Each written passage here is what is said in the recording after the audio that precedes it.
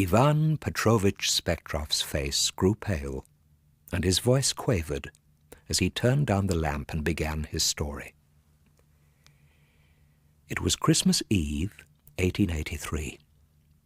The earth lay shrouded in impenetrable darkness. I was returning home from the house of a friend who has since died, where we had all been sitting up late attending a séance.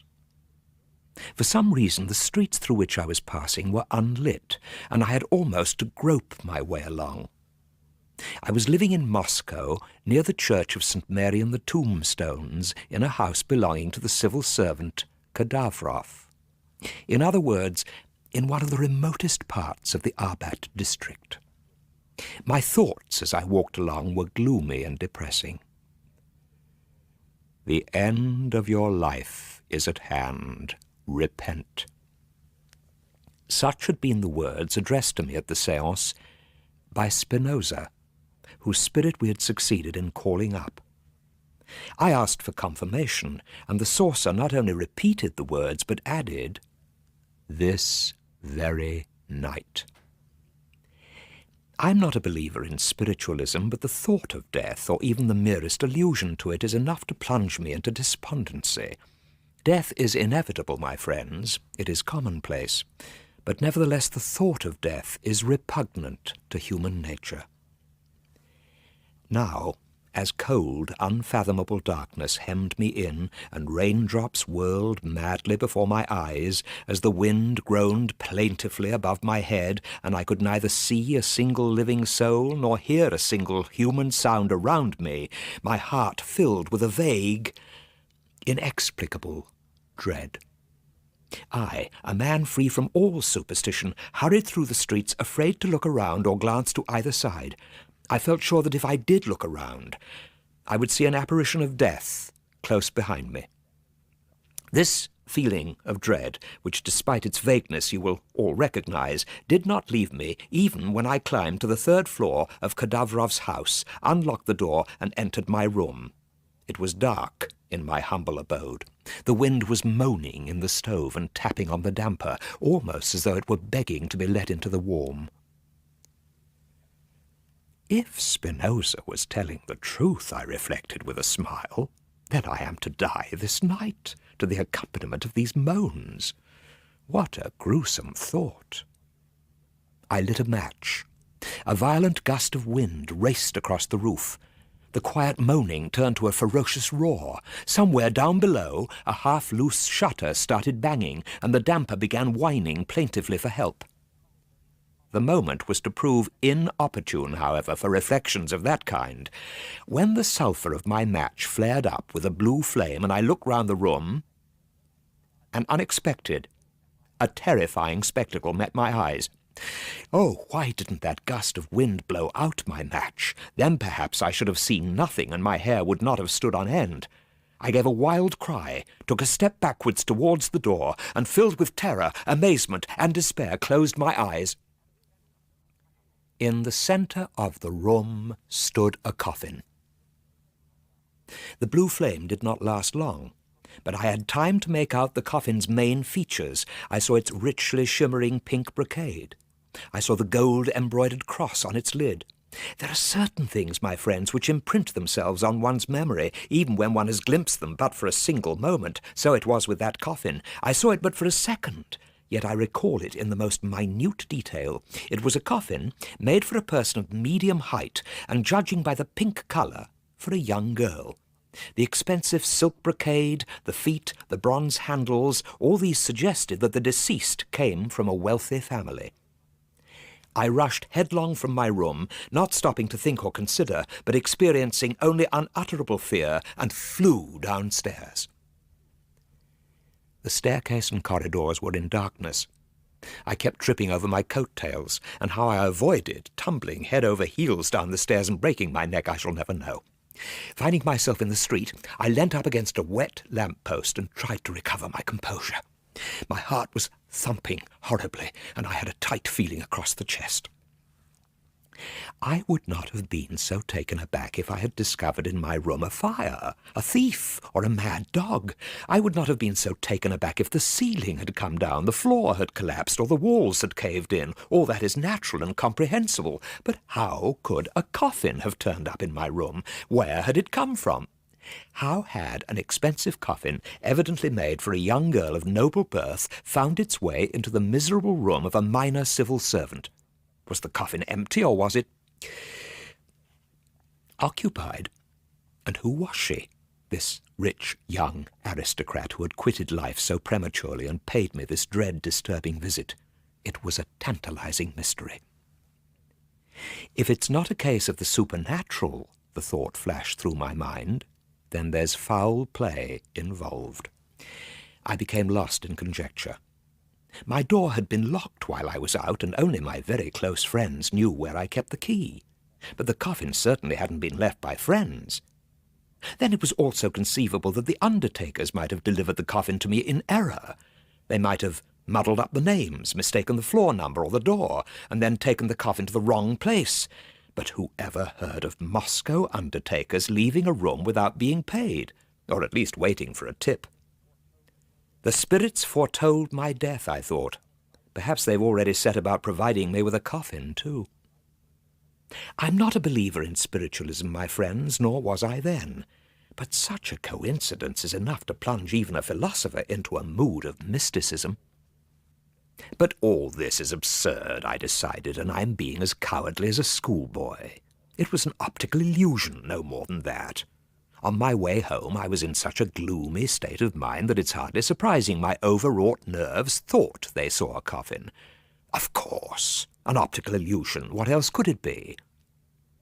The rain was lashing my face, and the wind kept tugging angrily at my hat and coat-tails. I was wet through and chilled to the bone. I would have to find shelter, but where? To go back home would mean running the risk of seeing the coffin again, and that was a spectacle beyond my powers of endurance. Not seeing a single living soul, or hearing a single human sound around me, left alone in the company of a coffin, which perhaps contained a dead body, I might easily lose my reason. But to remain on the street in the cold and pouring rain was equally impossible. I decided to go and spend the night with my friend Lugubrovich, who, as you know, was later to shoot himself.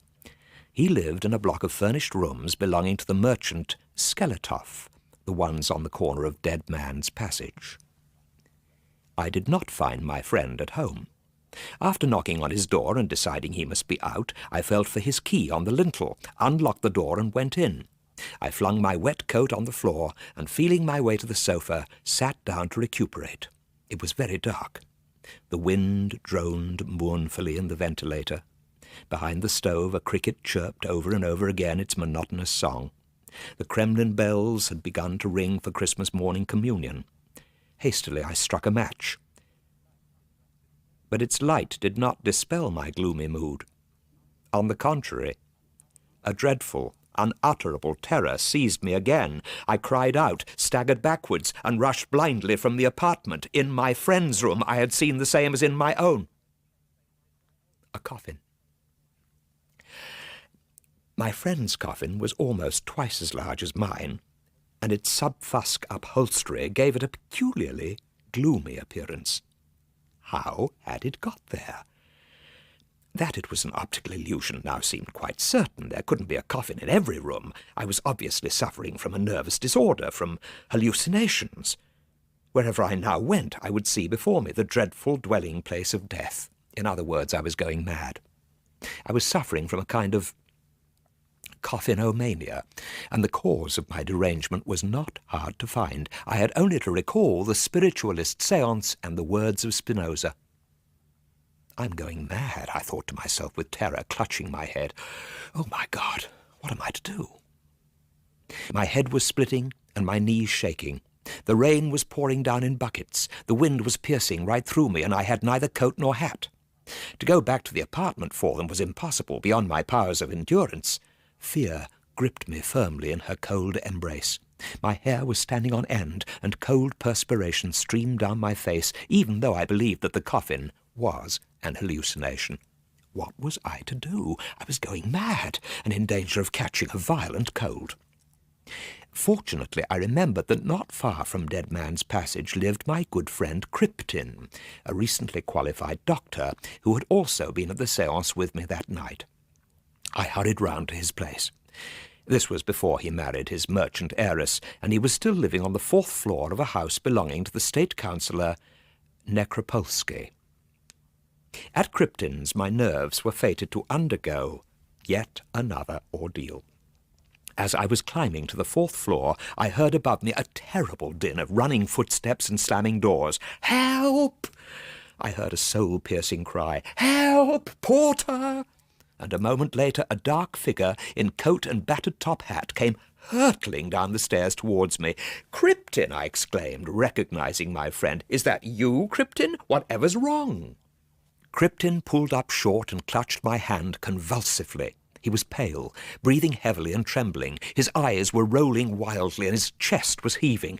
"Is that you, Spektroff?" he asked in a sepulchral voice. "Is that really you? You're as white as a ghost. Are you quite sure you're not an hallucination? Oh, my God, you scare me stiff." "But what about you? You look ghastly," I replied.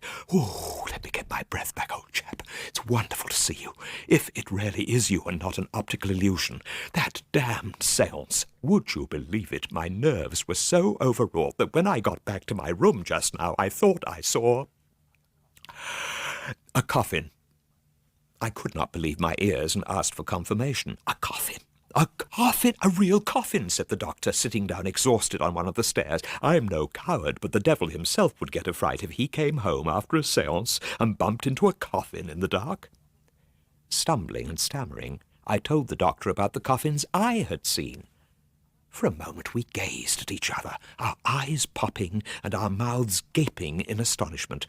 Then, to make sure we were not seeing hallucinations, we began pinching each other. "Oh, yes, we both feel pain," said the doctor, "which means that we're not asleep and seeing each other in a dream, and that means the coffins, mine and yours too, are not optical illusions, but really do exist. So what's your next move, old man?" After standing for a solid hour on the cold staircase and losing ourselves in conjecture and surmise, we were chilled to the bone and made up our minds to cast aside cowardly fear and wake up the floor porter in order to return with him to the doctor's room. This we did. On entering the apartment, we lit a candle, and there, indeed, we saw a coffin, covered in white silk brocade with a gold fringe and tassels. The porter crossed himself reverently. "Now we can find out," said the doctor, pale-faced and trembling all over, "whether this coffin is empty or inhabited." After an understandably long period of indecision, the doctor bent over and, gritting his teeth in dread and anticipation, wrenched off the lid of the coffin. We looked inside, and the coffin was empty. There was no dead body. But we did find a letter, which read, "My dear Kryptin, as you know, my father-in-law's business has been going from bad to worse. He's up to his neck in debt. Tomorrow, or the day after, they're coming to make an inventory of all his stock, which will deal the death blow to his family and mine, and to our honor, which is dearer to me than anything. At our family conference yesterday, we decided to hide everything precious and valuable. As my father-in-law's stock consists entirely of coffins — he is, as you know, a master coffin maker, the best in town — we decided to hide away all the best coffins. I appeal to you as a friend to help me save our fortune and our honor. In the hope that you will assist us in preserving our stock, I am sending you one coffin, old chap, with the request that you keep it until it is required.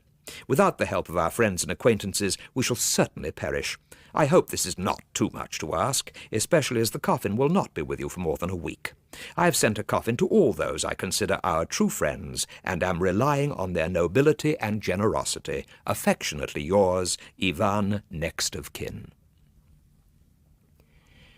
For 3 months afterwards, I was under a specialist in nervous disorders, whilst our friend the coffin-maker's son-in-law not only saved his honour and his stock, but set up a funeral parlour and deals in memorials and tombstones. His business is none too healthy, and now, when I come home each evening, I'm always afraid I'm going to see a white marble memorial or a catafalque by my bedside.